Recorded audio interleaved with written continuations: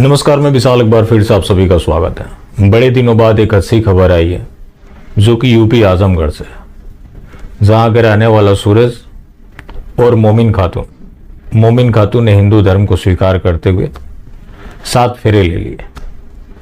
अब कट्टरपंथियों के तोते उड़ गए। तोते उड़ने भी थे क्योंकि दूसरों की लड़कियां माले गनीमत दिखती है और अपनों को लेकर लगता है कि ये कहीं और चली गई तो वो अल्लाह के हुक्म के खिलाफ हो जाएगा। तो जो कट्टरपंथी हैं भड़क पड़े। भड़कना लाजमी था। इससे पहले सूरज के ऊपर दबाव भी डाला गया था लड़की के परिवार वालों की तरफ से कि तुम इस्लाम कबूल कर लो और निकाह कर लो, लेकिन लड़की ने हिंदू धर्म स्वीकारना पसंद किया और उसने 7 फेरे लिए। एक युवा मुस्लिम परिषद करके कोई संगठन है जो कि फिरका परस्ती और आतंकवाद से लड़ने का दावा करता है। उसका अफजाल अंसारी इतना बिफरा कि उसकी जो प्रतिक्रिया सामने आई, आज भी जहालत में डूबे बेशुमार मुसलमान जागने को तैयार नहीं है। अपनी आंखों के सामने अपनी लड़कियों को जहन्नुम में जाता देख ना उसकी जमीर जग रही है, ना उसका ईमान, ना ही उसका गैरत।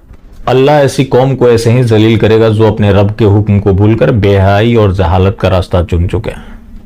अब इन्हें बेहयाई नजर आने लगी। वही लड़की हिंदू की होती तो ढोल नगाड़े बज रहे होते। चूंकि लड़की यहां मोमिन है, नाम भी लड़की का मोमिन है, जिसकी वजह से इनके अंदर बौखलाहट मची हुई है और इनके तोते उड़ गए। अब तोते उड़ने का परिणाम यह है कि लड़की के परिवार वालों को निशाना बनाया जा रहा है, जबकि लड़की के परिवार वालों ने भरसक कोशिश की कि सूरज को मोमिन बना दिया जाए। नाम वाला नहीं, वो पूरा मजहबी बना दिया जाए, लेकिन लड़की नहीं मानी। उसने घर वापसी कर लिया। अब इनके अंदर पीड़ा होना लाजमी था और वो खुलकर दिखने लगा। मामले की गंभीरता को देखते हुए विश्व हिंदू परिषद ने सुरक्षा की जिम्मेवारी ली है। जैसा कि आप जानते हैं कि अगर लड़की हिंदू की हो तो कोर्ट का फैसला सर्वमान्य होता है। लड़की वहां बोल दे कि मैं अपने शौहर के साथ जाना चाहती हूं, मामला वहीं क्लोज हो जाता है।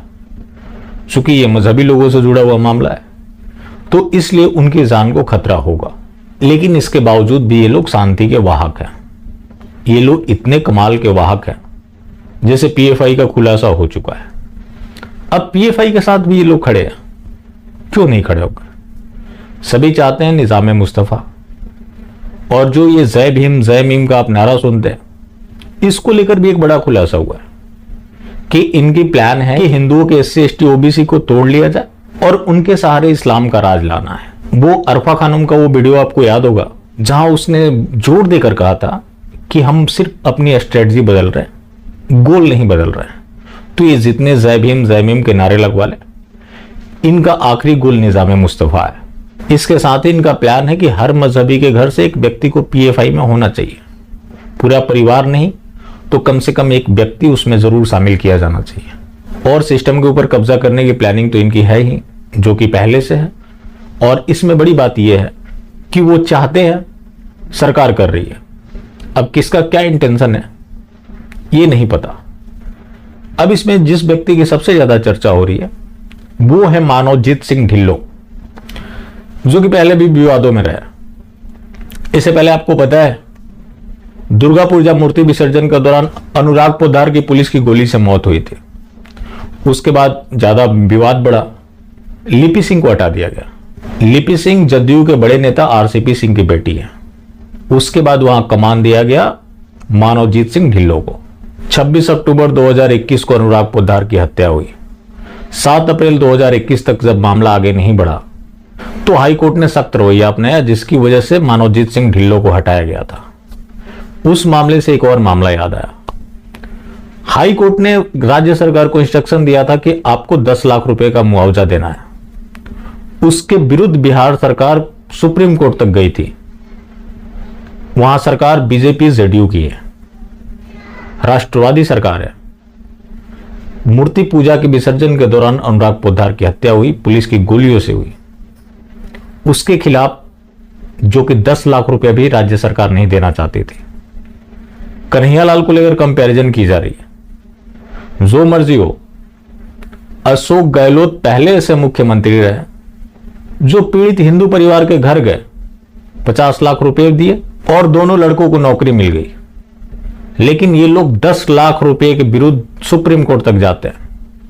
ऐसे विशुद्ध हिंदुवादी लोग हैं ये। इसके साथ ही मामला है जब मनोजीत सिंह ढिल्लों का ही, तो जो आरएसएस से पीएफआई का कंपैरिजन किया है, उनकी चौतरफा खिंचाई हो रही है।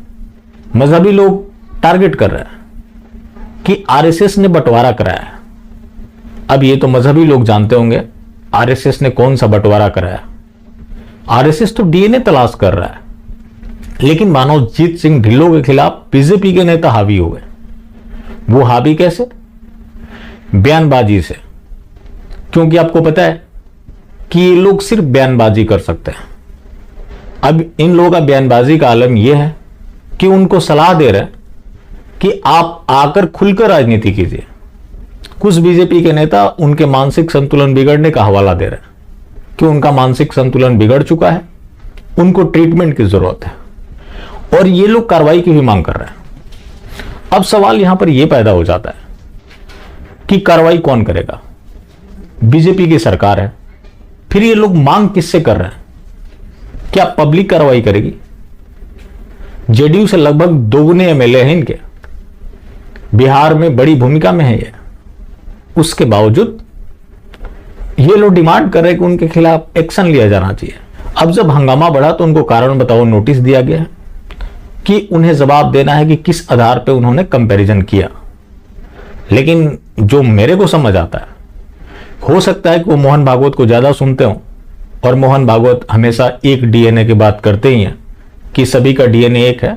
सभी मतलब मोहन भागवत और उन लोगों का, मेरे जैसे लोगों का बिल्कुल भी नहीं, क्योंकि मेरा डीएनए मोहन भागवत के डीएनए से बिल्कुल मैच नहीं कर सकता। आपका भी नहीं करता होगा। अगर आप सनातन के मानने वाले हैं तो आपका डीएनए मोहन भागवत से मैच कर ही नहीं सकता। तो अब उसके ऊपर फुल राजनीति हो रही है। लेकिन आप देखेंगे कि मनोजीत सिंह ढिल्लों के खिलाफ कुछ भी नहीं होने वाला। उनके पक्ष में जीतन राम मांझी और राष्ट्रीय जनता दल आ गए। ये तो होता ही है। मैंने कल भी बताया था कि सिर्फ इस मामले के ऊपर राजनीति होगी, 2 दिन बाद इस मामले को भुला दिया जाएगा। लेकिन जो उसका मंसूबा है ज्यों का त्यों बना रहेगा। ऐसा नहीं है कि 2 लोगों के पकड़े जाने से उसके मंसूबा में कोई फर्क पड़ने वाला है। कुछ फर्क नहीं पड़ेगा। अगर वो पकड़े भी गए हैं तो कुछ दिन के बाद वो जमानत पर आ जाएंगे, क्योंकि इनका इकोसिस्टम इतना मजबूत है। और सबसे बड़ी बात यह है कि आज की जो पॉलिटिक्स हो रही है, दिखाने के लिए कुछ और, करने के लिए कुछ और, अंदर कुछ और किया जा रहा है, बाहर कुछ और दिखाया जा रहा है। अब तीसरा मामला मोहम्मद जुबैर से जुड़ा हुआ है। जुबैर के खिलाफ कई मामले चल रहे हैं। जो उसने हनीमून होटल को हनुमान होटल बताया था कि 2014 से पहले वो हनीमून होटल था, 2014 के बाद हनुमान होटल बन गया। उस मामले में उसको 50,000 के मुसालके पर जमानत मिली है, लेकिन फिलहाल वो जेल में रहेगा, क्योंकि उसके खिलाफ मल्टीपल मामले चल रहे हैं। और जो इसने हनीमून होटल को हनुमान होटल बताया था, आप सभी को पता है कि बजरंगबली ब्रह्मचारी थे, तो ये हिंदुओं का अपमान। अब जुबैर भी जानता होगा, या जुबैर जैसे जो मानसिकता रखते हैं, ये बात सबको पता है कि कोई भी मामला हो, कोर्ट जाएगा, उसको जमानत मिल जाएगी, क्योंकि इफेक्टिव कानून नहीं है। सामाजिक तौर पर उन्हें कोई खतरा नहीं है। ऐसा तो नहीं है कि उन्होंने हिंदू देवी देवताओं का अपमान कर दिया तो सर तन से जुदा वाला कोई कॉन्सेप्ट है। सर तन से जुदा के ऊपर कॉपीराइट उन्हीं का है।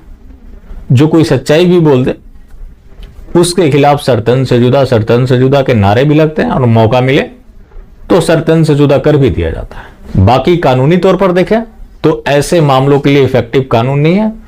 इसलिए मोहम्मद जुबैर जैसे लोग जानते हैं कि हम अपमान करेंगे तो बहुत से बहुत कोर्ट में अपीयर होना पड़ेगा और हमें जमानत मिल जाएगी। इसका ये लोग फायदा उठाते हुए लगातार हिंदू देवी देवताओं का अपमान करते हैं, जो इनका पेशा बन चुका है। बाकी जिंदा रहें तो फिर मिलेंगे, और मिलते रहेंगे तो जिंदा रहेंगे। मिलना जुलना जारी रखें, लेकिन हाँ, मास्टर स्ट्रोक वादी बिल्कुल भी ना हो।